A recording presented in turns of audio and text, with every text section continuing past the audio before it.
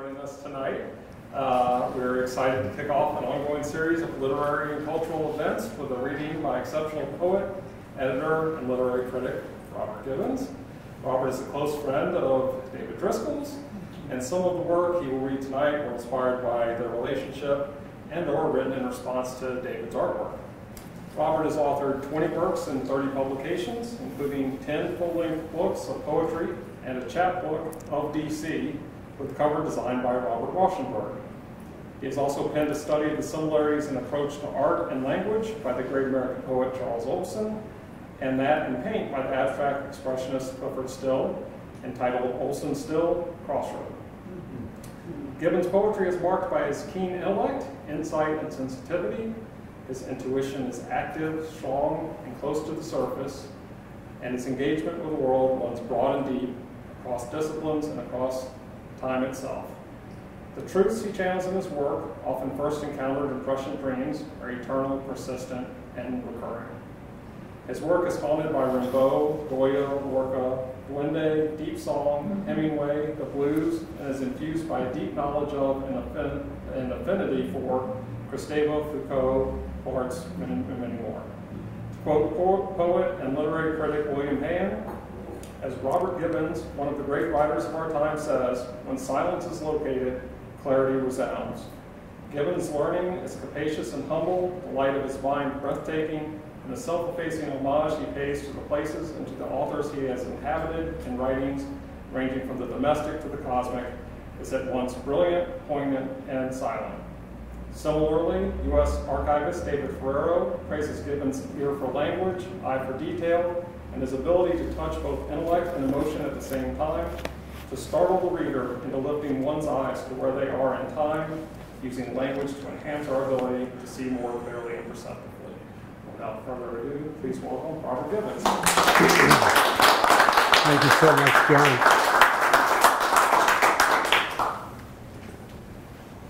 Thank you for writing that, Kelly. For reading that, John. It means the world to me. It also means the world to me to be here during David Driskell's exhibit at Greenhut.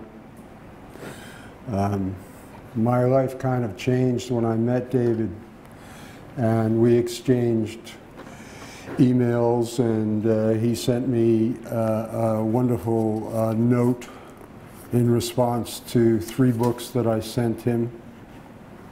And then, thanks to Kelly getting those books to him, he tracked down my email and complimented me on the Degas. And I'm going to tonight give him the first word. This is from David's first email to me.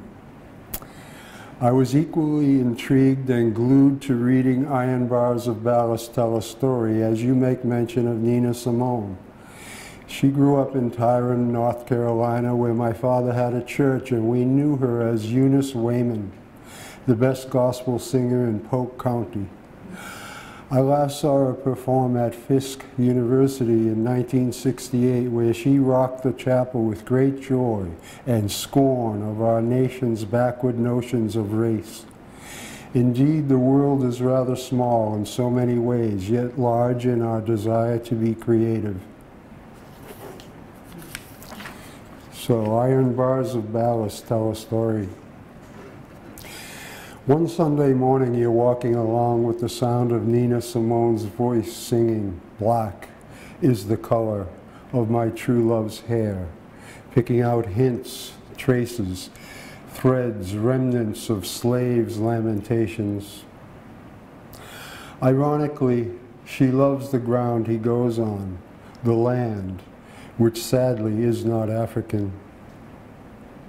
24 hours later, dreaded Monday, you get wind of a sunken slave ship dredged up off the Cape of Good Hope, where iron bars of ballast tell the story.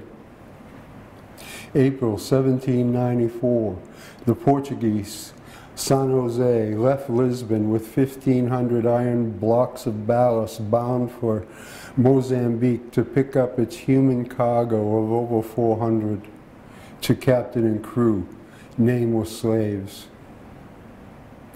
There in that wind you're getting word of sunken slave ship is the sound of a voice, along with sirens and protests, smashed windows past iron bars. It's Baltimore, blowing up for good, and no reason other than that of those 12 million people sold into bondage and lost names in the wind. You get word of copper fastenings and sheathing used to keep slaves tied on their backs in the bottom of the hold, while 1,500 iron bars of ballast balance the weight of between 400 and 500 human beings who move ever so slightly, not as stable as tubs of molasses. You hear Nina sing, "Hard times in the city, in a hard town by the sea. Ain't nowhere to run to there, ain't nothing here for free." It's a long story iron bars of ballast tell. Iron bars of ballast tell a story, clanging like the resounding noise of a cell door slamming.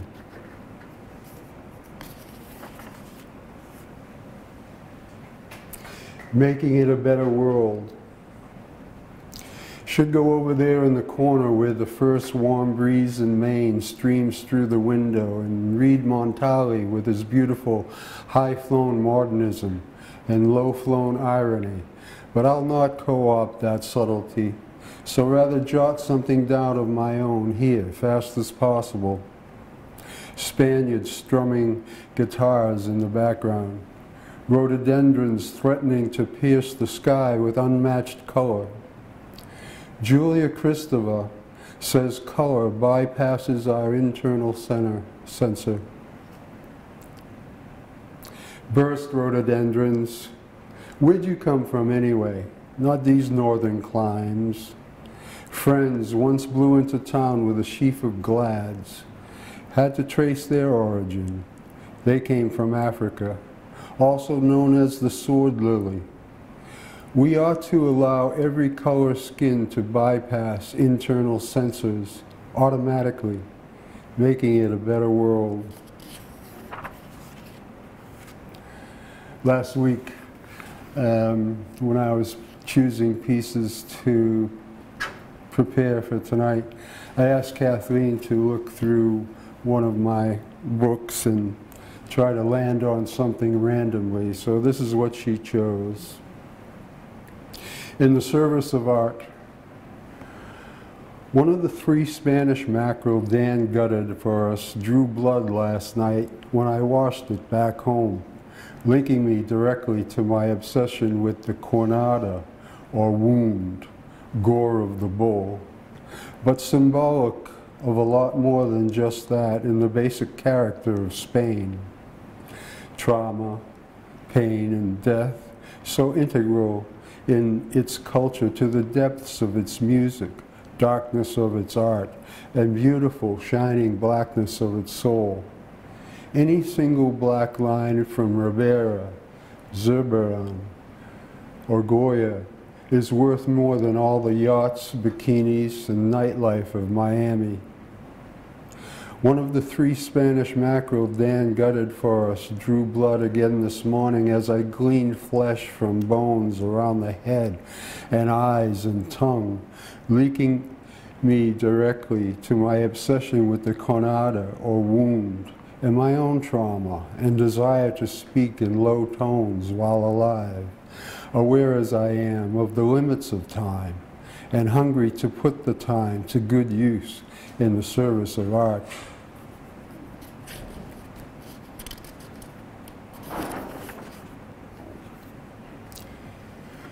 Blind to Africa.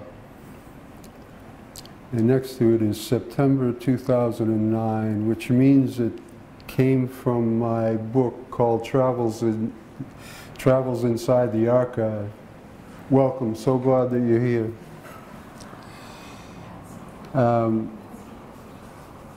I pestered a lot of my friends practically every day with emails containing my latest pieces of writing. So one day a friend said, "Why don't I set up a website for you, and you can post your work on the website instead of nagging people. So I wrote something for 2 years and 2 days. And the first year became a book called Travels Inside the Archive. So this is from Travels Inside the Archive, Blind to Africa, September 10th, 2009. We slept in separate beds in the same house for the first time in years. The flu picked up from young family visitors lodged with us, so that each movement by the other, each cough, sniffle, hoarse snore, woke us up. I fled to the fold-out next to the corner bookcase I don't spend enough time with. Most of them trophy art books scored over the years. Man Ray, Max Ernst, the Titian I purchased on the eve of working at the NGA. Most of the catalogs David Antrim had a hand in writing. The mammoth writings on Cy Twombly, along with the signed Olson Human Universe. And the final one glimpsed before I fell asleep, Tomb Sculpture by Erwin Panofsky, which offered faint comfort to my suffering. Dreamt I was to read my work in Africa. Read my work in the heart of Africa, where the audience had other things on its mind than what I had to say, so foreign and white. Failed crops, for one thing, which I saw vast evidence of, and internecine conflict during which some people have been trying to escape for years. As alienated as I felt in Africa, there was some unconscious need to try to relate to their struggle. So I dovetailed reading my own prose work, paragraph by paragraph, with the work of someone I met there, perhaps a student. Talk about the magic writing pad. The other person's prose was written in black type on black paper, a kind of braille, but instead of raised dots, the text consisted of raised letters, which I felt with my fingertips as I read along aloud to the crowd.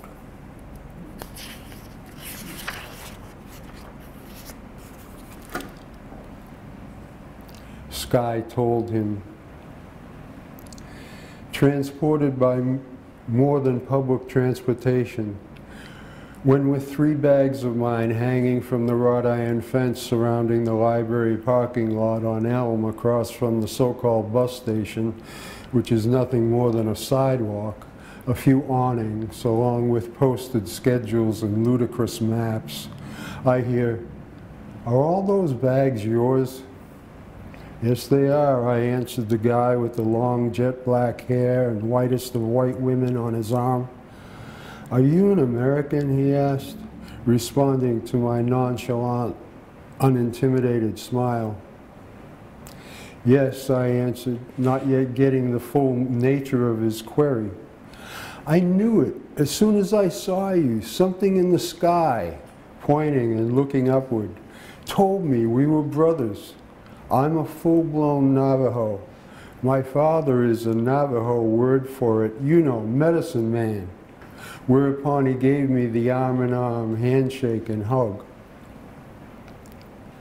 "I'm a poet," I told him, "which is why we're brothers. What's your name?" Which he told me in English, Walter, then Navajo. Every time he spoke in that language, what with his proclaiming that the sky told him we were brothers, I seemed to understand the words, the awe and authenticity. I'm going to give you a copy of my book, which, while I dug into the black canvas shoulder bag, he says, pointing to her, "That's Josie, you know, from the outlaw Josie Wales." "Sure, I was just writing about the time I saw it at the 1994 Cannes Film Festival. Just finished the piece today." He believed me for the most part, but you know how things are on the street. So he told me they call him Chief on the street. And of course, she was skeptical as hell, until I signed the book, and handing it over, she asked my name. He pointed to the cover, reading it aloud. At the same time I answered, grounding the three of us and sending some sort of previously unheard or newly resurrected chant and tonal caesura in the look the three of us shared before they headed up toward the wilderness of Congress Street.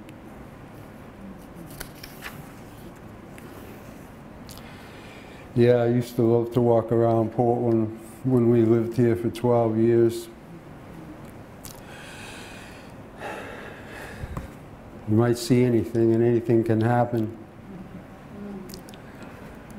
I was on vacation earlier this week, a 3-day vacation with family, and I knew I was on vacation because I bought a couple of newspapers.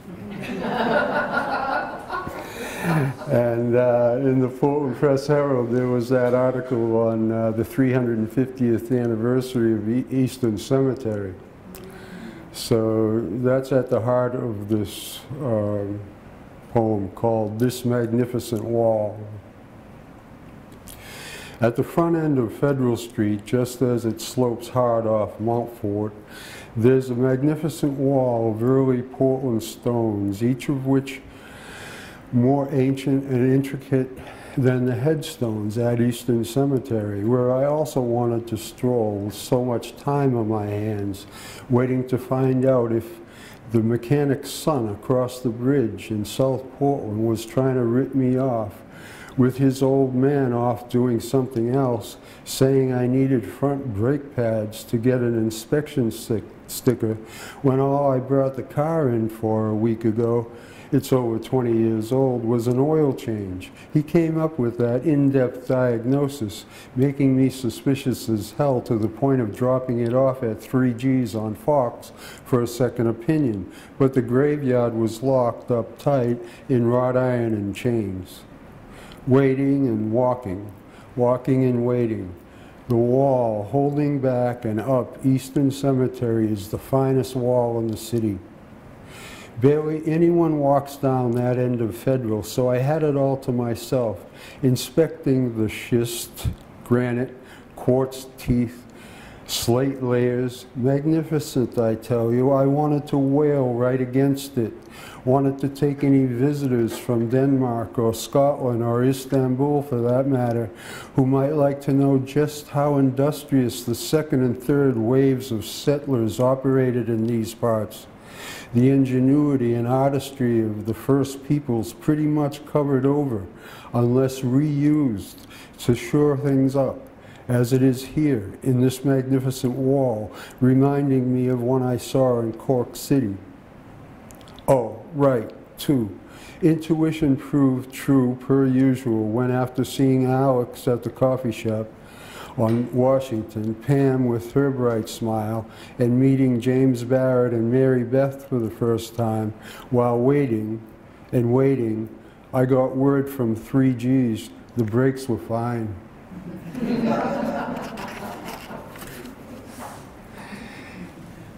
Oh.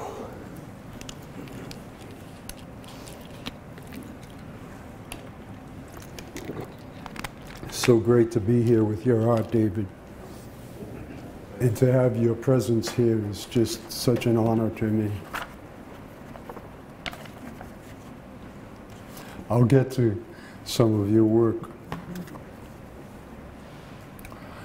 To be critical of my times.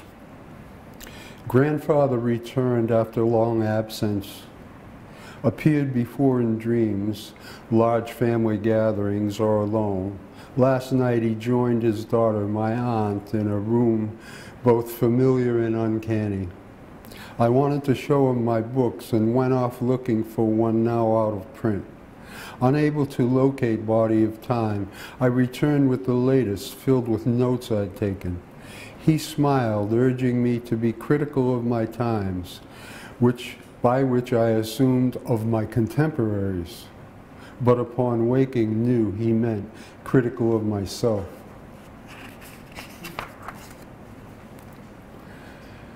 Time works. Christopher says, poverty is raw mass. So here we are, poets and marginalized artists at the edge without an in other than internality, corpuscular drive, and cerebral wit. We aniconic spars by the riverbank, we rank homeless, unheimlich, no less, carry on suffering towards spoken, written, sung, painted, sculpted, composed joy, commingle and witness each other up close and from afar, in secret, empathy, skin senses as the largest organ, what the heart intuits ahead of time, friend, lover, companion, stranger. I saw jacket pockets flung open, empty, hanging on the closet door, and smiled. Old shoes, boots, and holy socks. Artist friends in similar straits making something yet again out of such raw abjection, beautiful, tough, strong, unique, ephemeral,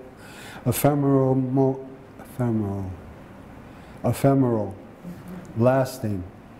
Hear that silence rise within the distant cosmos. Time works within our own ancestral bones. Pass it on. Ephemeral never gave me trouble before.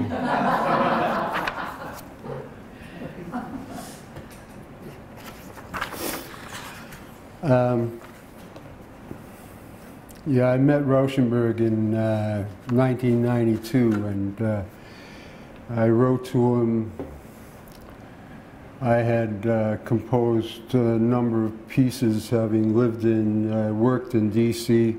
for 2 years by that time, and I wrote to him and I asked if he'd be willing to design the cover to this collection, which was getting ready to be published. And he allowed us to use this beautiful image, but then it took me 8 years after that to figure out that he chose this because the locked steel gate in the right-hand upper corner, could you pass that around to people, honey? The locked steel gate in the upper right-hand corner spells DC. He's such a genius. Oh, such a genius. So, before we left in 1994, I continued writing while I was in D.C. After this was published. And this was probably the last poem that I wrote while I was working at the National Gallery of Art Library, where Kathleen we had one car, no air conditioning. She'd drop me off at the Washington Memorial. I'd walk the length of the mall, and quite often I would see this lovely homeless woman, and she was stunning. So I finally wrote something called Spirits of the Ancient Terrain Bestow Blessings Across Boundaries, and it's in 5 parts. Cold enters the 1st of November and the heart of D.C. You surprise me with the face of Africa, displaced. Senegal, my imagination immediately attributes to you, the sharpness of your pain brought to the surface through ritual scarification, bringing about health and beauty. Your wool scarf, a sign that you are married, since it's taboo for single Fulani women to wear one. Your body's physiological imprint continuing a sway toward the river. Michael Learis gives evidence that the Tassili frescoes were drawn and left in the Sahara during massive Fulani migrations in successive waves, east to west, from 4,500 BC to the 8th century, when they ultimately arrived in Senegal. 3 plastic bags, 2 green, 1 white, are transformed before me into gourds and water jug.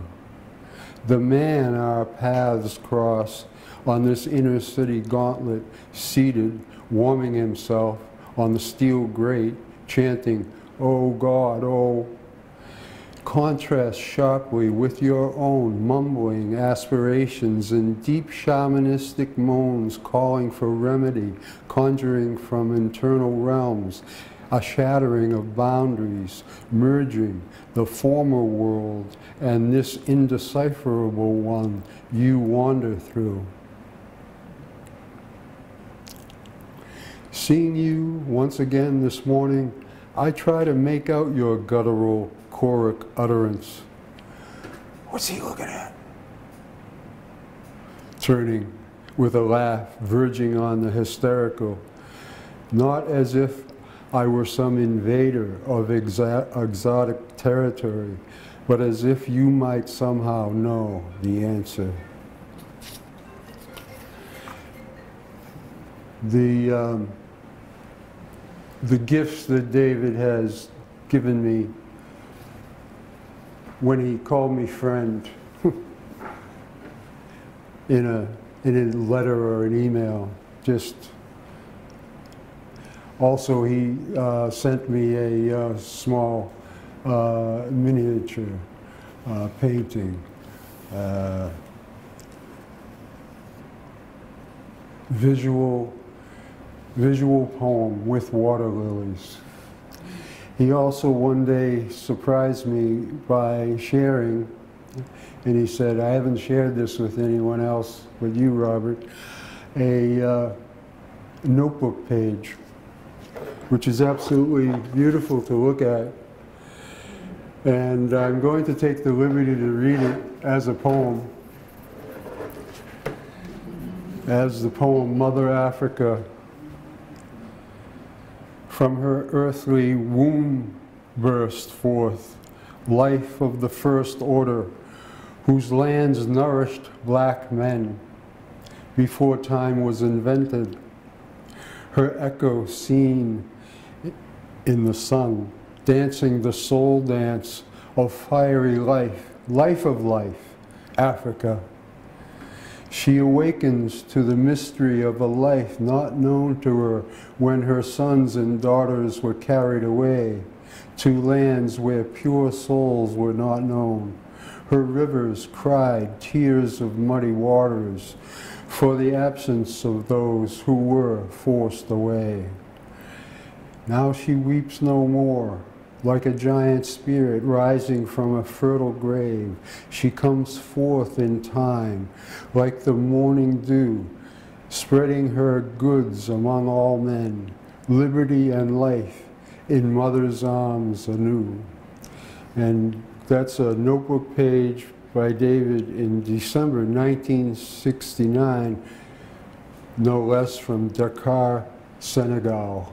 So I had to read that after the Senegalese woman, homeless woman, that fascinated me so often in DC. Pure silence. There's a pure silence lasting long enough to want it to last, long enough to make something of it.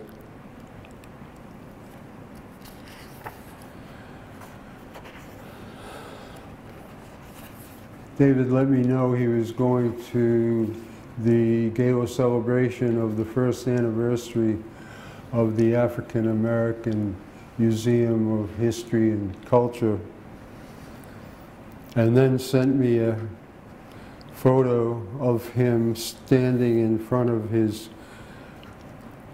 painting that is there titled "Behold Thy Son." I noticed last week that the authorities are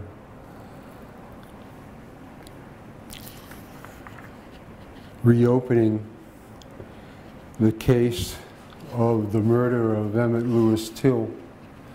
And David's masterpiece called Behold Thy Son, which he painted in 1956, I do believe that's a year after the murder. I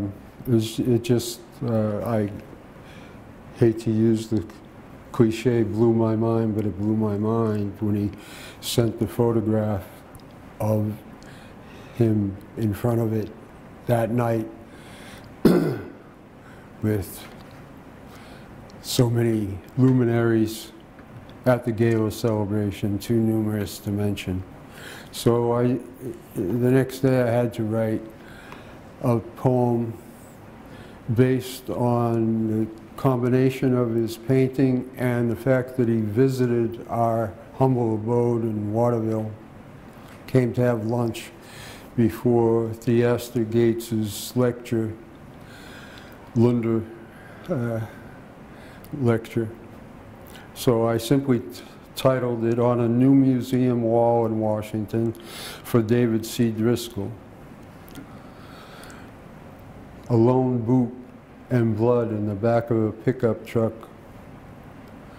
Coltrane came in before beginning this as if a prelude on "Dear Lord," where I saw just how close the latter is to word, Lord, word. The artist who painted "Behold Thy Son," 1956, once graced this door, crossed the threshold to look around. Even silence in the aura of such a man can unveil an arc of truth. In the painting, the brutalized, naked corpse of Emmett Lewis Till is draped in sacred cloth, and Alba taken off an altar. Outside the barn, one witness heard the cry, "Mama, Lord have mercy." And again in refrain, "Lord have mercy." The coffin dug up out of ground near Chicago is now an artifact in Washington, where in 1990, 13 Klansmen marching down Constitution Avenue managed to postpone the opening of the Titian exhibit, keeping me from seeing his flaying of Marsyas. "Behold Thy Son," portraying a figure with two loving arms and hands presenting the martyred body of Emmett Lewis Till, draped in sacred cloth and Alba taken off an altar, is alive and resurrected on a new museum wall in Washington.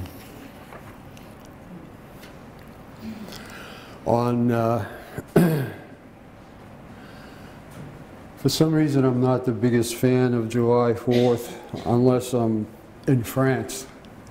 So I wasn't in France, and I needed a spiritual uplift.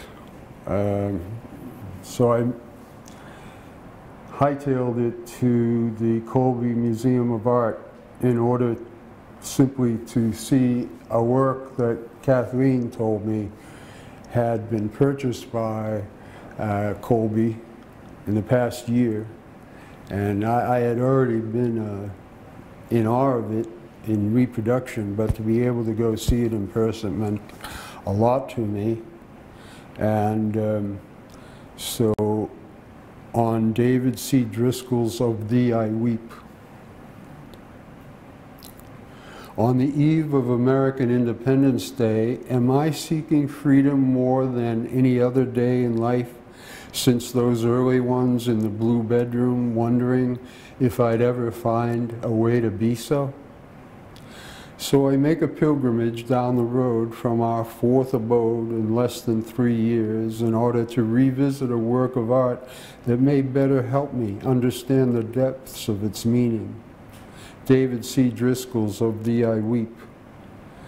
Just last year, the artist was in Paris giving his vision of the importance of color, not only as it transports content of the work before the viewer's eye, but again, as he has done so often, reiterates it as demarcation, division.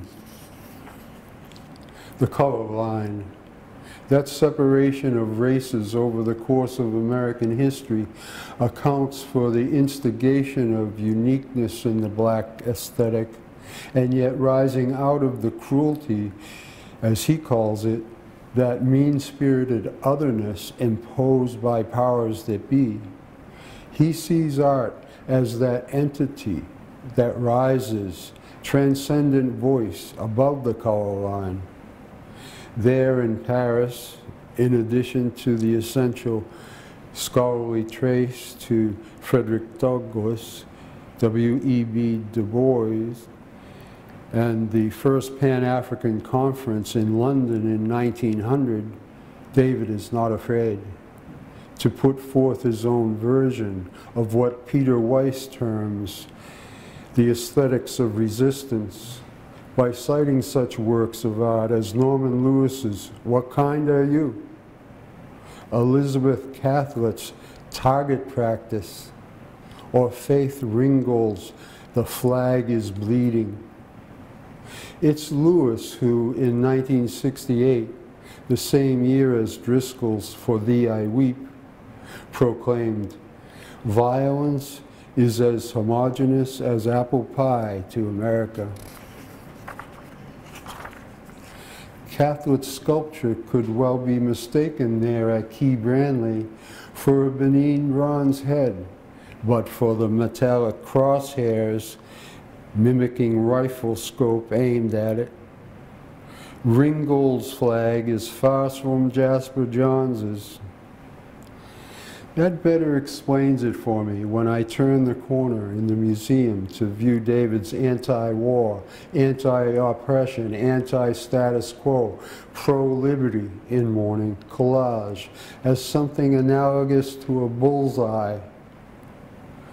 My Country 'Tis of Thee, first performed on July 4th, 1831, at a celebration of Children's Independence Day at Park Street Church in Boston.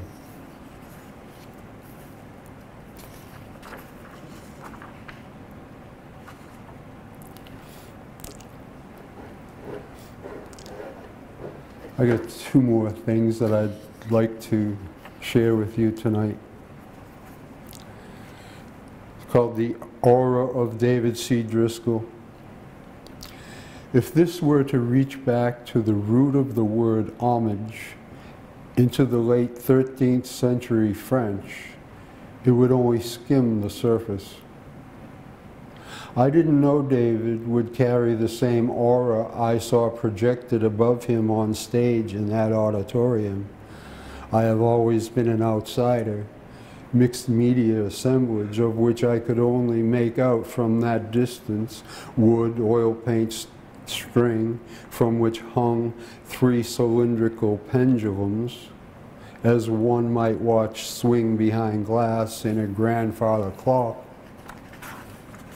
His paternal grandfather, William Driskell, born into slavery the year before the Emancipation Proclamation, and now, upon closer examination, newsprint next to a miniature vase of flowers.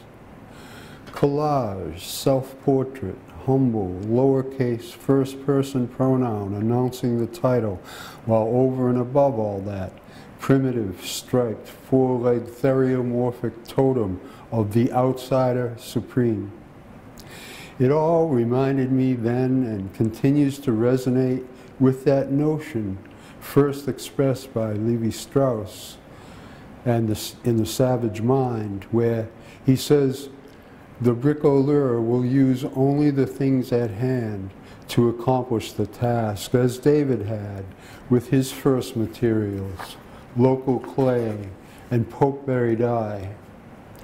There's a lightness to the aura David carries, embodies, I didn't know of until we crossed the threshold here, where we met, under the auspices of yet another assemblage, cobbled and strung by its strap, from a Dogon headdress on our mantle, this Yoruba divinations panel from Ila Ife, a gift sent out of the blue from a friend, Bobby Hamill, down there in Roxbury, Massachusetts. When I pointed out the significance of the piece along with its resemblance in structure, including a number of tassels strung from the bottom like pendulums in I Have Always Been an Outsider, noting how in my first book in 1980, Yellow and Black, Leo Frobenius in Ille Ife, 1911, calls The Splendid Past the poem of related cultures. In a coincidence beyond mere circumstance, David let me know that close to 50 years ago, he taught for a semester at the university there in sacred Ille Ife. Finally, I'd like to finish with a poem in response to a painting of David's called The Beautiful Dust, painted in 1980.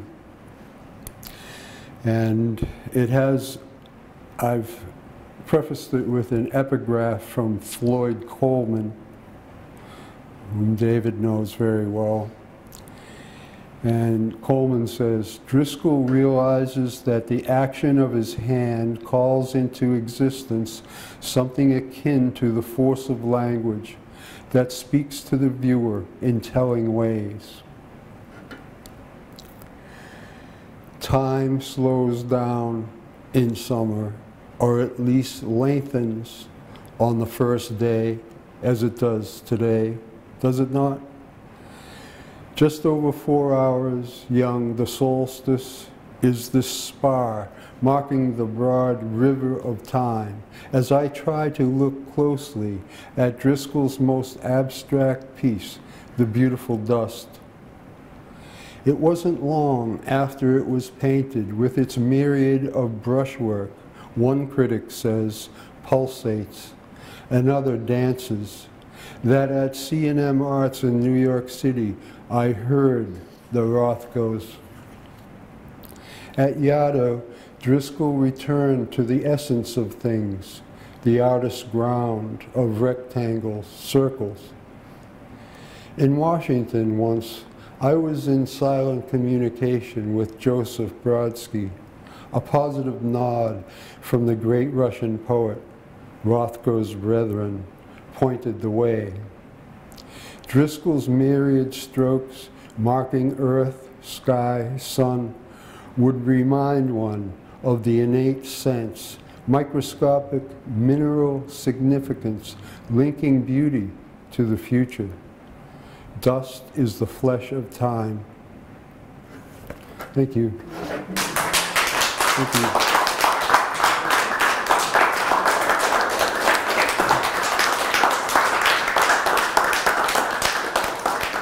Thank you.